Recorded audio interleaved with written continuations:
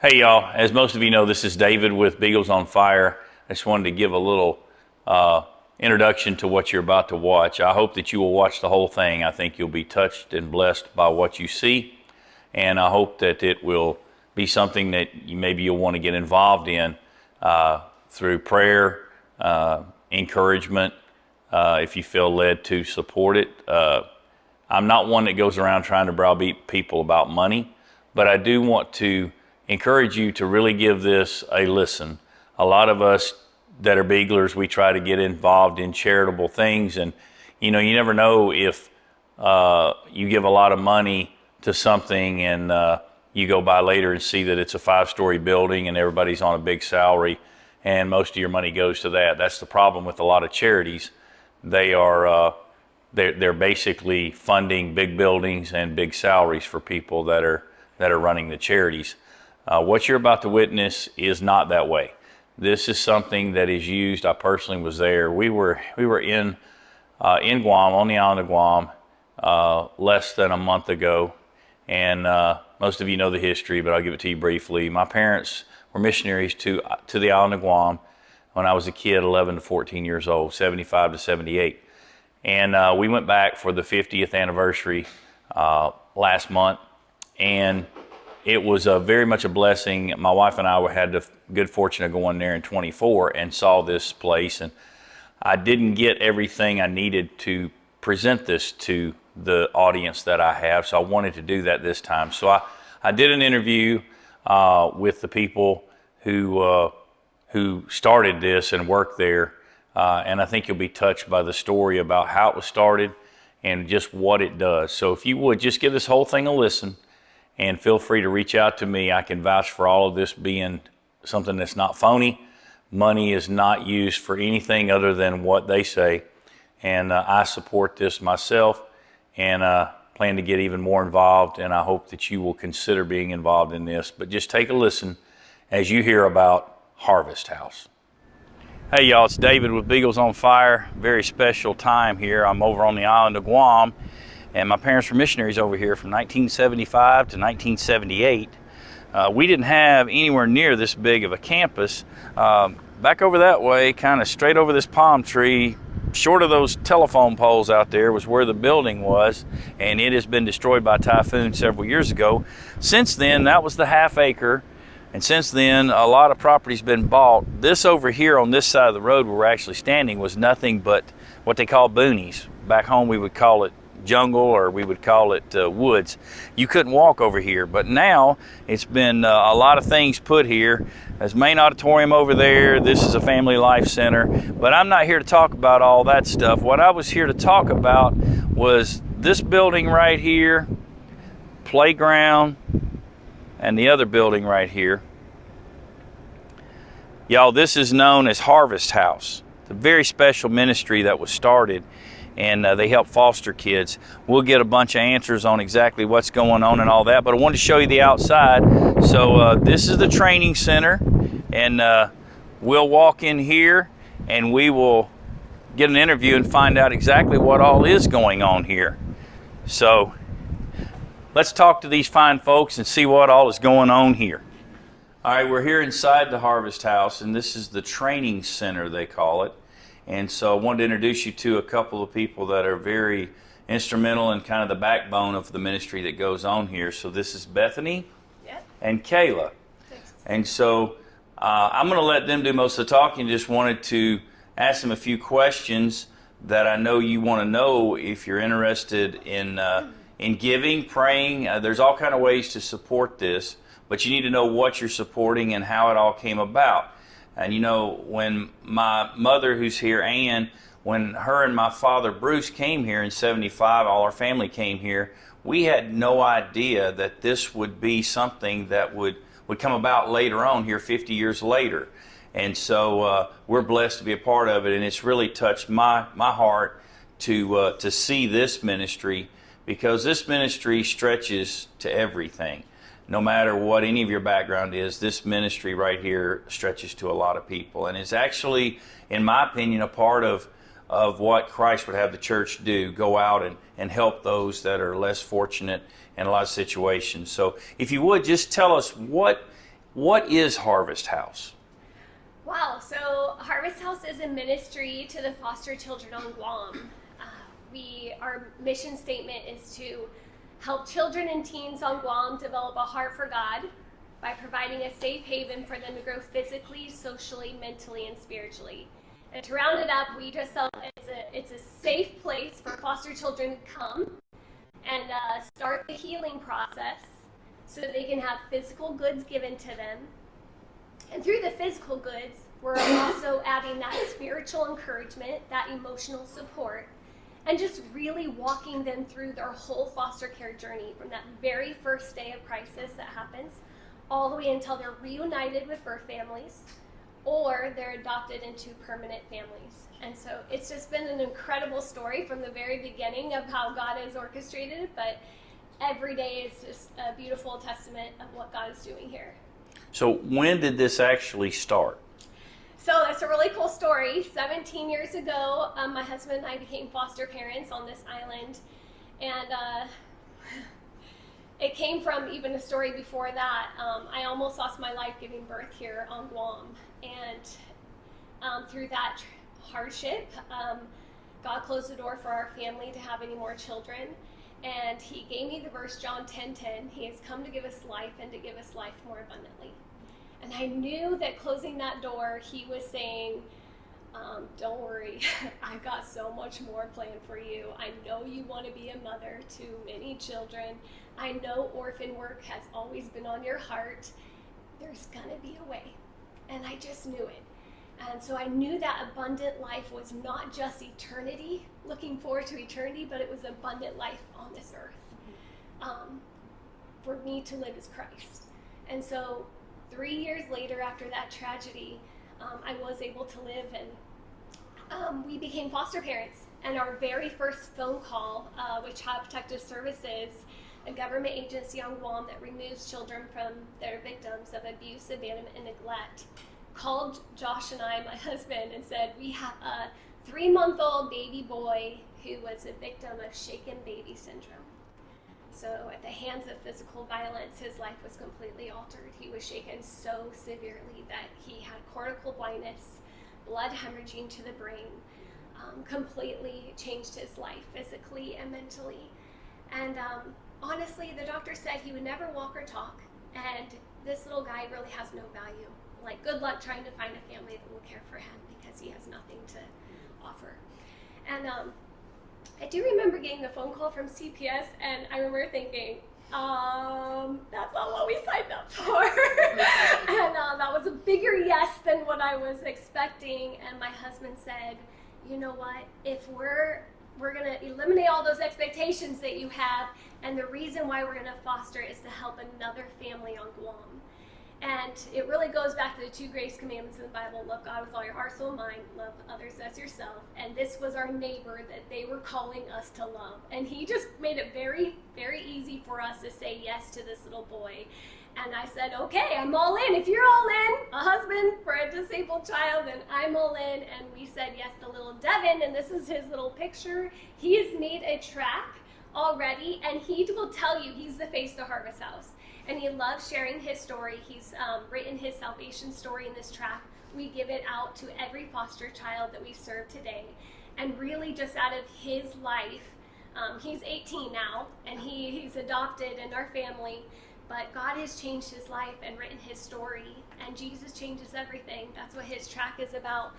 And now he says, you know, back then it was just 100 foster kids. Now it's 740 kids. But he says, I understand them, and they're worth, they have value in Jesus. And so that's why we exist, all because of this little guy. and he's an awesome guy. We have had the opportunity to meet him, and he comes up and he shakes your hand, and you can just see the love in his eyes, and it's a very unique story. And I mean, it doesn't get any more biblical than that of what you've done.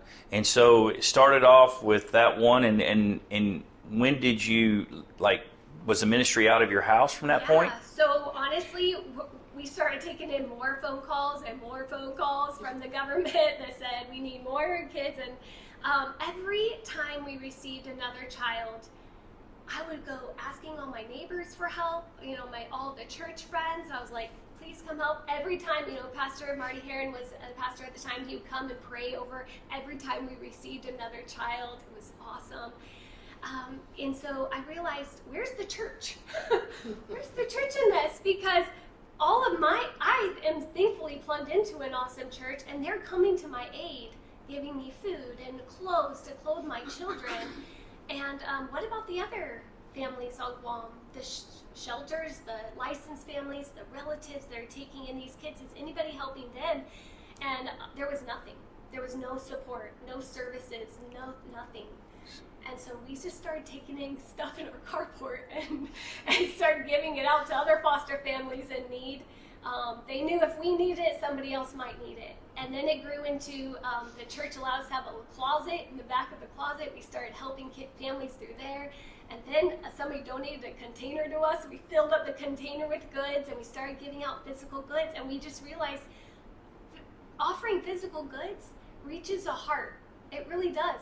In those tangible ways, you kind of just have this little comfort around them and their safety, and allows them to have hope. So, we just kept growing. And now we have a beautiful, in 2016, we became a 501c3 nonprofit. We're standalone from the church, but thankfully, because of the amazing ministry, you have a school and you have a church. There are so many resources that are being poured in. People mostly that are giving their talents and their time to our ministry. And now we're just growing. Individuals donating to us, and we're meeting every foster child's physical needs and their spiritual encouragement. And so to make sure we're crystal clear, as opposed to the mainland and the States, there is no government program or financial support to do this ministry. No. You're it. We're it. And not only are we it, but CPS, the government agency, relies on us. We've been doing this 17 years. My husband and I have taken in 50 kids in and out of our home personally. I walk on this island, we go to Subway, and we see a teenage boy, and they say, crying and saying, thanks for being my mom and dad. And we're just like, we're sobbing. Wow. It's very awesome. But it's individuals caring about what we do. We have become friends with CPS, a government agency. We have grown over these 17 years of all those social workers at CPS know us. They have my phone number. They're calling us all different times of the day and night asking for help. And they'll go everywhere telling on Guam, we couldn't do this without Harvest House. And most of our foster families say it too. They're like, I couldn't do this without Harvest House. Wow. When you think about that, where else do you hear of the government and a church working hand in hand? And then there's other denominations and other churches that are supportive of this, and it's just one of the few things I've ever seen that everybody can get on board with. Probably even the non-church people get on board with this, because this is really something that tugs at your heart. So you started out with how many in the first year? Yeah, we had 100 foster kids that first year. It was probably actually about 80. And we had our very first event. We started with a back to school or a Christmas event, and we had root beer floats. And asked Pastor, I was like, you know what? There's nothing on this entire island for foster kids. Nothing, not even a Christmas present for a child that's orphaned. And he goes, well, you can do it. And so all these presents came to my house. We wrapped them all. We had root beer floats for all the kids. We met under the white tent. Pastor prayed over them, and he said, this is a people group that nobody's touching. And wow. We're going to be it. We're going to be the church. And I said, I'm all in. And I tell my staff all the time, every day we open up our doors to vulnerable kids. In poverty and lice covering and red dirt all over them, and they're so pained by trauma. And I tell them every day, isn't it so cool?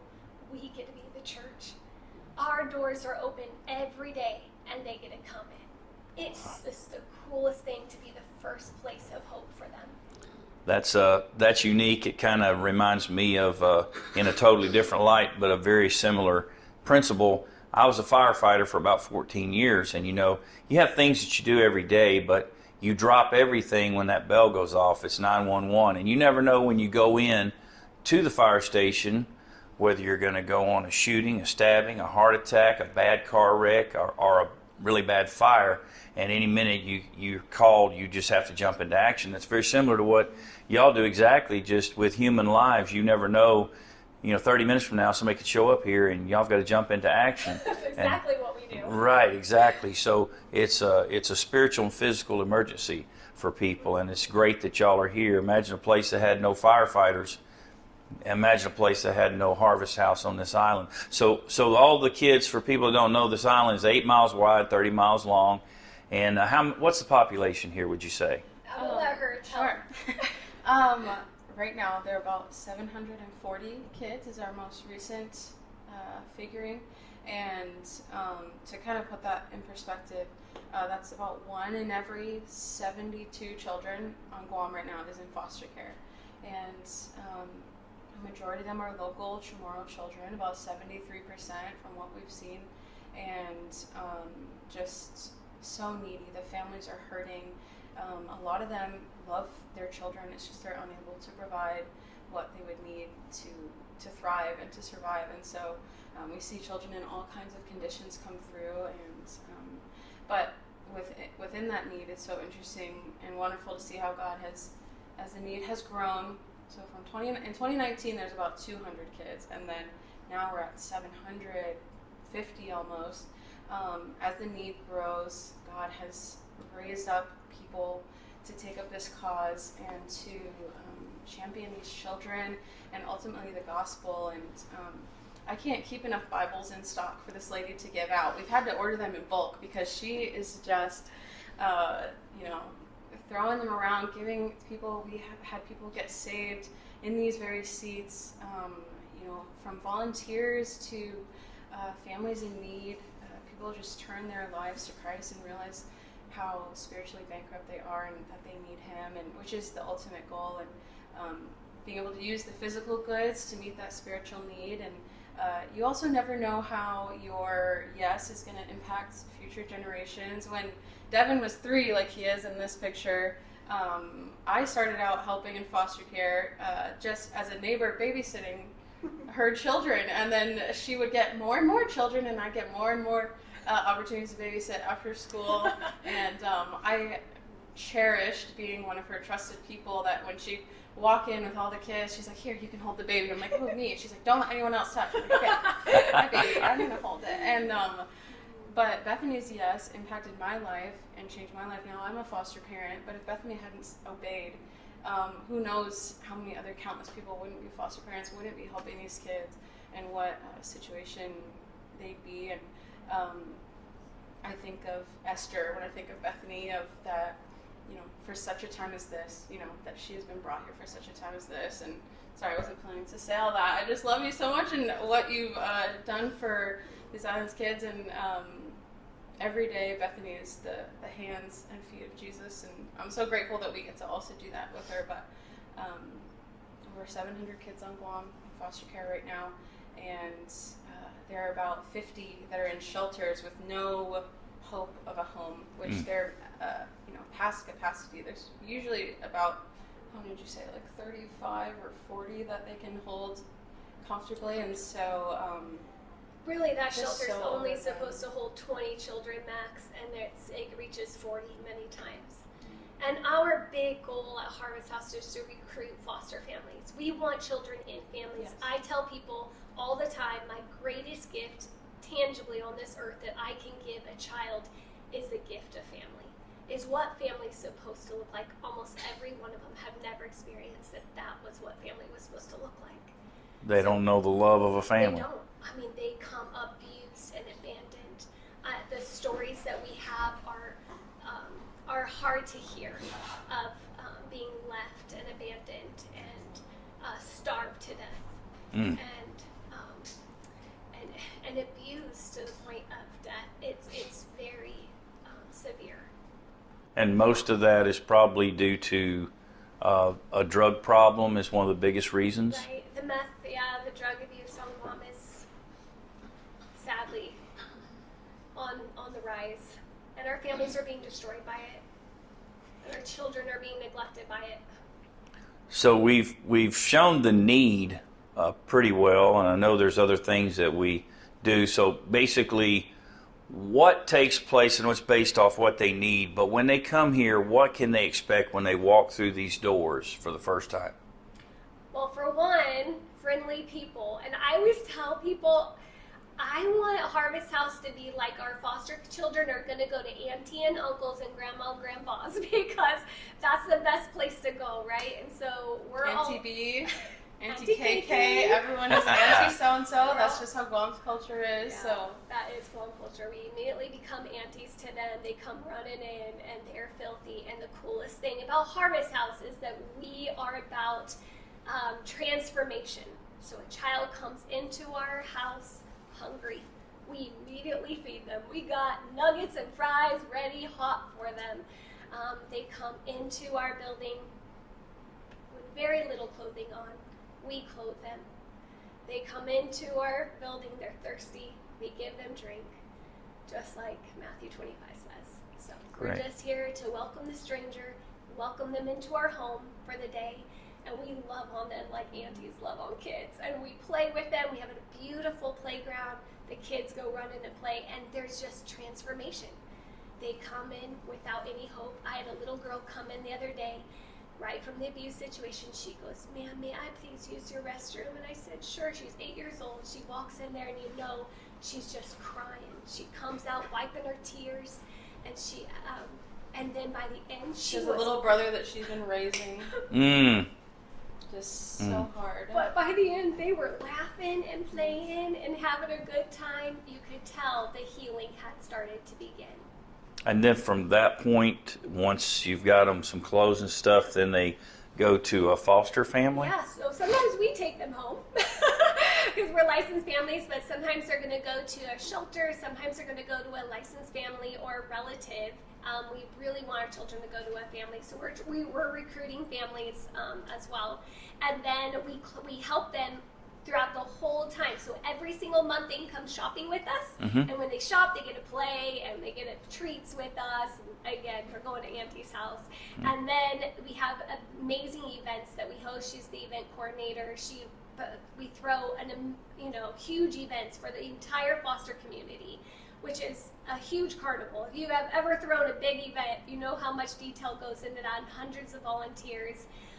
And lots of food and prizes and gifts, and we just bestow all of our love and all of our goodness to these kids. And I tell them it's like a foster child's birthday. Every single one of them. It's all of your birthdays we're celebrating, and that's at Christmas and at back to school event and a spring picture event. And we just let the kids know they belong. They belong in this community. They have value. They have purpose. They are loved. They are cherished. And every single one of us, every individual, is supposed to help them understand that it's a trust-based relationship. You can start trusting adults. We do care about you. We do love you. You know, as I was listening to all this, everything in my mind usually spins back to dogs. I don't know why God does that to me, but my head spins back to dogs. I've got dogs on my brain most of the time. But I couldn't help but think of, there's a lot of dogs, guys, you beaglers, you know that we all want that real pretty dog and all that, but I'm reminded of a dog that lost part of its leg. It was in a whelping box. The mama jumped in and it pushed it over there. It was a total accident, and it squeezed it so long it cut off the blood circulation. So she lost basically like her foot. She had a leg, but she didn't have a foot. And I thought, she'll never amount to nothing. I waited a long time to start her. My son said, "Dad, give her a chance." And I named her Peggy for Peg Leg because I have a sense of humor. And I gave Peggy a chance, and I put Peggy in the starting pen. And Peggy turned out, the first time I took them running and they come around, Peggy was the second or third dog when they crossed. And I said, whoa. I mean, Peggy didn't know she was missing a leg. She just went right on. And that came to my mind because, you look at a dog, and maybe we've all had dogs that maybe you see that, it's not been loved, it's not been cared for the right way, and it's got a sweet personality. It just needs to be brought out. It needs to be given some love. Love changes a lot of stuff. And, the Bible says, for God so loved the world. It's one of the things he says. And so that just reminded me of that story. I don't want to get off on dogs for a long time right now, but I'm running a rabbit trail there for a second. So back to this. We've talked about a lot of the sad situations. We've talked about the need. Now, how can we talk about the solution, or part of the solution, or how we can help? How can people help Harvest House, even though they're all these miles away in the mainland? What are some ways they can help? And what does it cost on a monthly basis to support a child that's in foster care? Well, first of all, I would just say that the more people that financially give to this organization, I'm excited to see where it will go. If all it started was organically in a carport and a heart and a family and many more families and church and leadership that love this, I can only imagine where it will be in 50 more years or 25 more years if more and more people get to this, because it seems like the more resources we're given, and the more the need grows, and the greater impact we want to make. So right now we have this baseline really good, and you just wonder where else we will go in the future. Maybe helping the biological families repair and reunifications happen, and counseling services, a community center where families can gather and have more family time. We have so many dreams and visions. I want people to know when they're a part of this, they're a part of visionarians. They're a part of people that fall in love with the problem, because we want to be the solution. We want to be the church to these people, and we want to offer hope to them. So we will keep on going, is what I'm saying. And there's no place like Harvest, and I want people to be able to enjoy Harvest House and giving to it and make it a very personal gift, that their gift matters. But I would say the best way to donate, I would say, is to help, is our Plan to See program, which is to help and sponsor one foster child on Guam. And their $100 a month gift, $1,200 a year, would provide for that foster child, that new kid that comes into the system, and all the resources that we give that child, all until they are reunified or adopted. And it helps all those touches, those monthly shopping appointments, those play dates with their brothers and sisters, their visitations with their mom and dads at our facility, all of the events that they go to. So we're just individually touching their life one moment at a moment until that reunification or adoption happens, and we celebrate that. Awesome. That new life. So we'd love for people to get involved. That's on our website, harvesthouseguam.org. There's our Christmas event coming up. There's many ways people can donate financially or in-kind donations. One of the things that our financially, we don't take a lot to run, because many people will donate in-kind donations, and those are a huge gift. You send a box of shampoo to us and we'll use it. Every shampoo will go to foster kids. You ship clothing to us, we'll clothe the foster kids with it.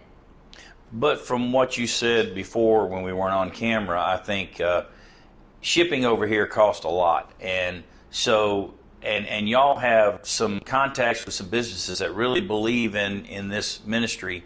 And so you're able to purchase some things wholesale. So the dollar will go further if it's sent here to originate to buy the stuff, probably, instead of someone trying to ship something from the States. I know I was going to ship something over here for this 50th celebration, just a little newspaper thing.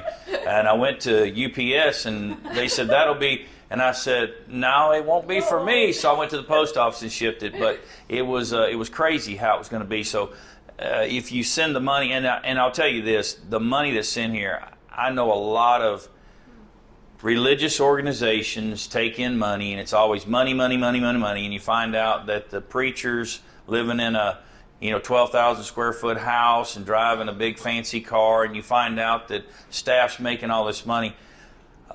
That's not what's going on here. This money is coming in, and they're using every bit of it not to fund other things, but for Harvest House. So it all stays right here. It all stays right here. And the beautiful thing, if you're back there in the States, you don't give for this reason, but a great side benefit is you can write it off on your taxes. So Since Uncle Sam is not taking care of the kids here, we designate some money that Uncle Sam would get and use it in the right way would be one of my challenges that I would have. And you said something earlier, and it ties back. It's just unique how God's worked all this out.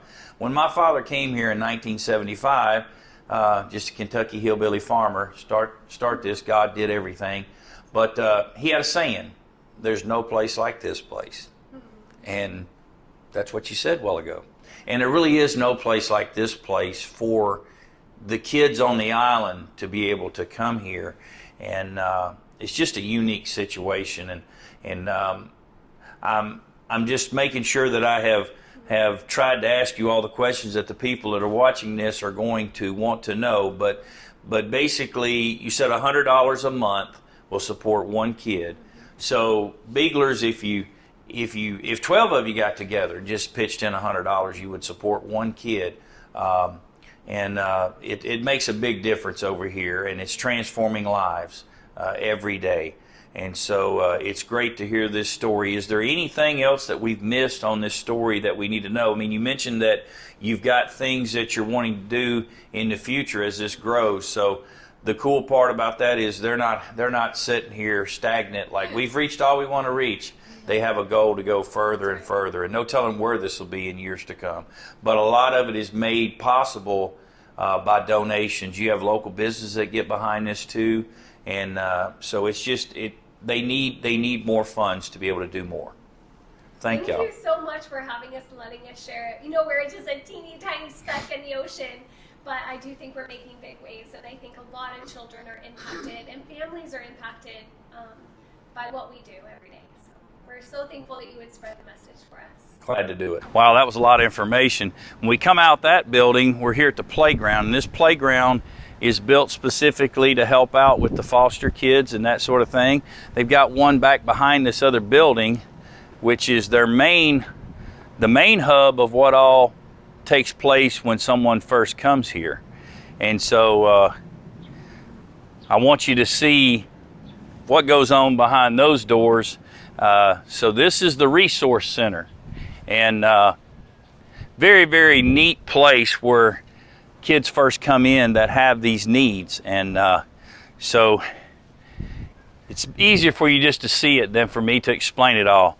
So we'll go in here and show you the operation at the point. There are a few containers back behind here that you won't see. That's where they're just using for storage. But this is where everything takes place right here. So here we are in the Harvest House, and it's a separate building from where we filmed the training center. So these are two buildings that are side by side. And we came in here and we thought that we would just allow her to show us exactly what they do. You're going to see a few things like you're going to see behind. Matter of fact, first thing first, this is Devin that we talked about. And he was the very first one, right? That's right. And Devin is doing so great. He told me he runs cross country now, Yes. right? I'm also in 11th grade this year. 11th grade, wow, what a blessing. And he has been so kind. He's offered us water and can open the door for you. He's just a wonderful young man, and we are very fortunate to get to meet him. It's an honor to meet you, Devin. You're a celebrity, Devin. Yes, you are. The first one. Yep. See, I was the firstborn in my family, so us first have to stick together, right? True. All right. So you'll notice right behind Devin, there's some trash bags, and it's not that they're not taking care of things around here. This is actually a blessing because that means stuff is coming in. And so this is in process, and they're doing things, and this is an everyday process that happens It quite really often, is, right? Yeah. So we wouldn't be able to function without these things. So I'm so grateful for these trash bags because a majority of our goods are brought to us gently used or new from people in our community. So I'm just really grateful that we have these things. But it does create a bit of a workflow dilemma, which part of what we're really hoping to do in this next big project would be to expand out and have a bit of a donation receiving area, just to keep the space nice and clean and also give us a bit more area, because we are just a container building here, which is a whole nother story. Sure. Okay, and if you would just show when you walk in the front door, this is what you're greeted with here, and everything's done with excellence here. And you feel free to tell us about the container Sure. house, because people might want to know about that. Yeah, so this is There was a company on Guam that was selling container buildings, and we were able to get a hold of half of one. And then within that week, we found on Facebook Marketplace, it wasn't me, it's the people before me, the second half, which is just so bizarre that we were able to find two halves of this. So we were able to use this to create the Resource Center, which is what this is called. And here we have our family room, and it just mostly purpose for kids, for families to chat, and we do a lot of talking and crying here. So Right. I'm so grateful for it. We have a little kitchen, feed the kids, get them snacks. Some days when CPS brings kids here, we end up having them for the whole day. Right. And that gives us space. Gives to you keep them, space, keep them happy. We also have a playground outside. I hope you Right. get a good shot of that, because Right. Val spends a lot of time out on that playground With pushing kids. the swing. Yeah. And you may wonder what was in the middle of the room there. That's a bed that was donated, Yeah, right? And you yeah. put a... We don't always have a twin bed sitting in the middle of the room, but Right. we're so grateful for it because there's families that need it. And it'll be out of here shortly, I hope, but I'm very glad to have it. Again, so glad for all these little problems, but we have a full shower in here as well, so Okay. the kids will come in from whatever situation they're in, and oftentimes the first thing is a shower. We see kids come from situations that we wouldn't even want dogs to be in, we were Right. talking about earlier, and so this is a great first stop. And then what we'll do next is, Devin, you want to open that? This is our resource room. So this is where majority of the magic happens. We have all these bins ranging from sizes newborn through like what an 18-year-old would need for girls and boys, shoes and hygiene items as well. In the back there we have 2 containers for additional storage, so diapers and wipes, and you never know how much a baby needs in terms of items until you are left with nothing and trying to get a baby. So we have all these bins labeled by size, and everything in here was donated to us except for socks and underwear.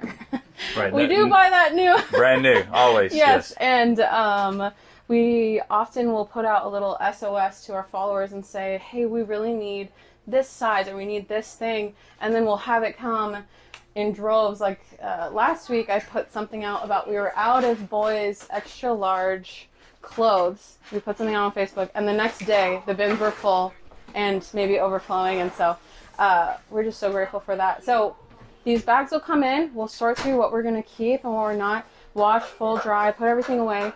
Anything that we're not going to keep, we distribute out to our community as well. Nothing gets thrown away unless it's actually trash.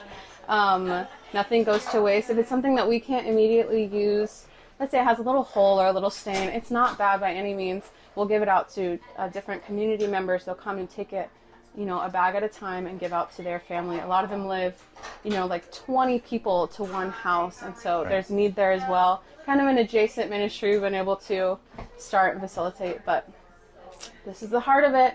And I'd like to say it doesn't always look like this, but it does. It looks like this because we're doing the Lord's will in here, and that's not always as tidy as I thought it would be. Means you're working. Yes. You got a washer and dryer here, Yep. and then you do a lot of folding of clothes and Sure organizing do. them right here. And by we, volunteers help Right. a huge part with this. We have people that give up their schedule weekly times to come in and fold and sort and do these things, or welcome foster families in, help them shop. Sometimes they want to shop for themselves. Sometimes it's like, can we just take this off your plate? We'll pick 5 outfits for your little one in this size and get them all the things they need. And so give us a chance to debrief with the parents, because there is no parent training available on Guam, no trauma training Right. aside from what we offer, counseling.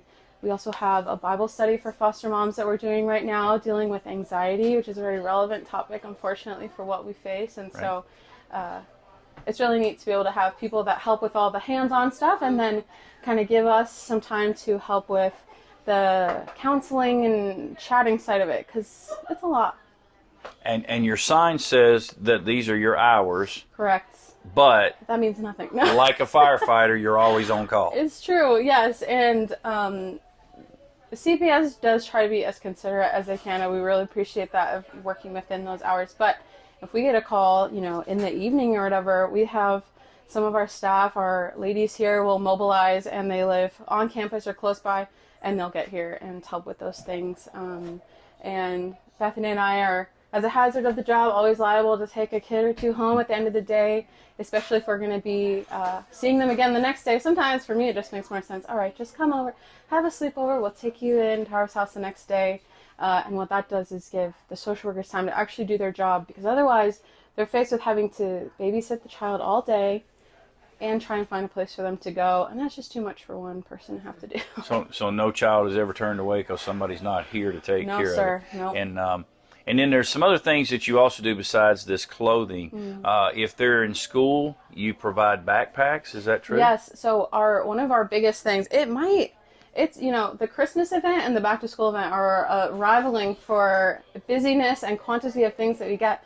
But during school season, we'll collect backpacks and school supplies, as well as other fun things, and give them out to the foster children, the shelters, the relative placements, and just kind of distribute goods to them in that way. Because, I don't know, there's just something quintessential about when you're a little kid. You get a new backpack, you get new school supplies, and it just is a fresh start. You're just so happy. I love school supply shopping even now that I have my own kids.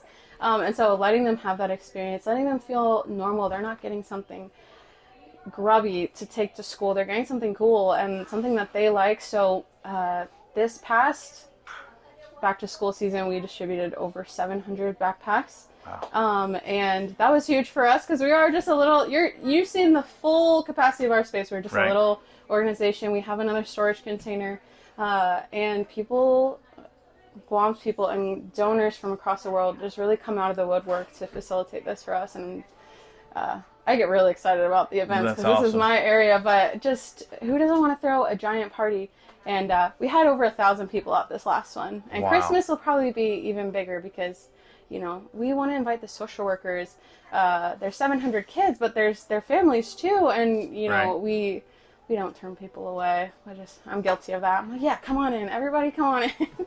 I would think it would be, something most of us take for granted when we were children, and our own kids take for granted is, you need a backpack, maybe a new one every year. Right. But a lot of these kids have never had a new backpack or even a nice backpack. Yeah. So for them to get one is a big, big deal, and with stuff in it. And then also for those younger kids that may be dropped off here, there's needs for car seats and that sort of thing, and y'all provide that as well. That is a huge one, the car seats. And up until now, we've just kind of been living on a prayer about the car seats. But we're just seeing such a high rate of children come into the system so quickly. Last week, we had 14 emergencies in here, and that wasn't even everybody that was brought into care that week. And so we're loving to see how the Lord provides those things. Sometimes we'll get a call, hey, an emergency is on the way. And this happened last week. An emergency is on the way. Do you guys have a booster seat for this age child? And then we, before I could even answer the text, it was a text, answer the text, then we had somebody else call me like, hey, I'm on my way with a booster seat. Do you guys want that? And we're like, yes, absolutely. So God's meeting the need as it comes in.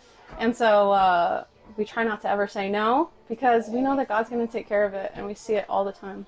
Well, I was told, may have been by your father, who gave us an original tour here, that, we had, the government here doesn't even have a program for the need to transport the kids. So a lot of times the government will even call y'all and say, have you got a car seat that we can transport the child? Yes, that happens. So that's bizarre. Yeah, more often. And Child Protective Services, they are doing their best. The men and women that work there, I have so much respect for, because this is a very hard field, and there's a high rate of turnover just because the things that they see and experience and the lack of government support we're seeing burns people out. Even the best people get burned out. And so being able to support them in that way, always being here, even for them, treating them to a coffee or doing those little things, like, they are our friends. I think Bethany said that earlier. We really care about them, want to see them doing well so that they can do well for these kids. But the transportation is a big issue. Unlike in the States, when you hear about like the garbage bag rule for foster care, like, oh, these kids come in with all their things in a garbage bag. The kids on Guam don't take anything from home. They come with nothing. The clothes on their back, and we have a lot of kids come in shirtless and barefoot. Sometimes just in a diaper, and it's so heartbreaking. But that means that we have the opportunity to do everything for them in here and a Right. complete fresh start. And I remember one time there was this family of 10 siblings, and they were being removed. So CPS got a call from the school saying, hey, these kids are in bad shape. You need to go check their house. They went to the house. There was 5 little siblings there not being attended. So they took them, and so they brought them here. So we serviced the 5, and then they picked the other 5 up from school, let them finish the day, brought them here as well. And a little 7-year-old boy comes in here, and he's walking around. He's like, Miss, are all these clean clothes, like, for people to use? And we're like, yeah, you can Wow. pick, like, let's see. And then he says, I'm going to try not to cry. He's like, this is like heaven. And so from that conversation, then got to tell him what heaven's actually going to be like and actually talk about the Lord. And it's just so sweet how the Lord brings those opportunities about. And this really is, it means so much. I always call it the ministry of laundry. And, as a mom, you guys know there's a lot of laundry that goes into just one child, nonetheless, the hundreds that we have. And so just so grateful to be able to help with that. Right. And just to be clear, we're not knocking the local government. It's not always the No. local government that's the problem. It's just the Yep. funding. Yes, Because it's a absolutely. U.S. territory, Yeah. but not a state. So Right. they don't have... And all the people that same- work in this government, in this field, really do care, and they are in it for the right reasons and are doing their best. It's just the amount of children, I think, exceeded what anybody would expect. Right. Because it's not on a usual plot point for growth. It is skyrocketing. So, Well, thank you so much for sharing Yes, this with thank us, you. and I hope that people can catch the vision yeah. of what y'all are doing here. You're doing a great job, and I know God's going to bless your thank your you. efforts and rewards and everything for you. So we appreciate the Thank time. you so much. Thank you.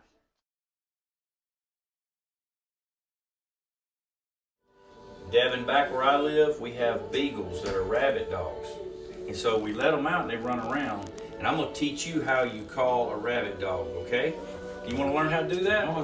Okay, so this is what you say when you got the dogs out there. This is what you do. You go, here go, here go, here go, here go. Can you do that? Here you go, here you go, here you go, here you go. That is awesome. So another way we say Nice. it is like this. We say, here we go, but we say it fast, like, here we go, here we go, here we go, here we go.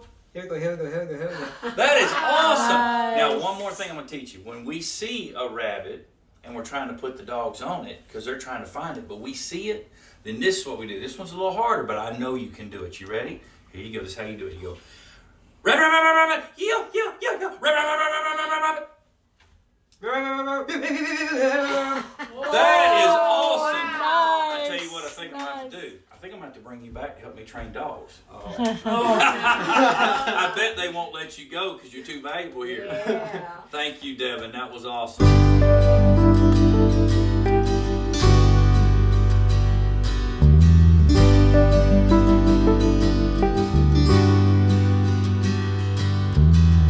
Beneath the stars, beneath the skies, in darkest darkness or brightest light, I'm calling out for you. I'm calling out for you. Within the storm, within the fire, when I feel hopeless, you're by my side. So I'm calling out for you. I'm calling out for you. When all my plans start to come undone and there's no one there to see me through, when all my strength has been overcome and there's nothing left for me to do but tell the truth, I'm calling out for you.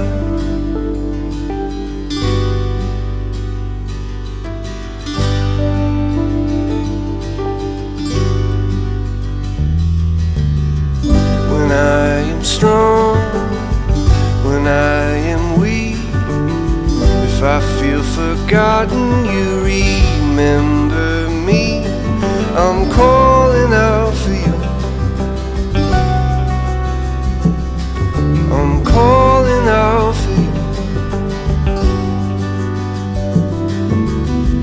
When I am empty and all dried up, when I feel lonely and I'm not enough, I'm calling out for you. I'm calling out. When all my plans start to come undone and there's no one there to see me through, when all my strength has been overcome and there's nothing left for me to do but tell the truth, I'm calling out for you.